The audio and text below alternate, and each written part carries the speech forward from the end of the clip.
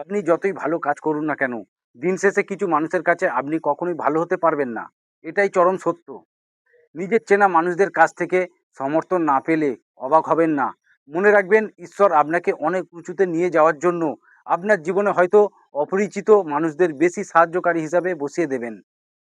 মানুষের এই অদ্ভুত মানসিকতা, প্রার্থনা করার সময় ভাবে ভগবান সব দেখছেন, কিন্তু অন্যের নিন্দা বা পাপ করার সময় তা অনায়াসে ভুলে যায়।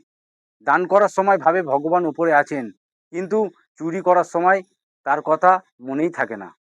এই দ্বিমুখী আচরণই সমাজের বাস্তব ছবি। তাই মানুষের সার্টিফিকেটের আশায় বসে না থেকে নিজের বিবেকের কাছে পরিষ্কার থাকুন। আপনি সঠিক পথে থাকলে ঈশ্বর নিজেই আপনার পথ প্রশস্ত করবেন। ভালো কাজ করে যান, প্রতিদান ঠিকই পাবেন।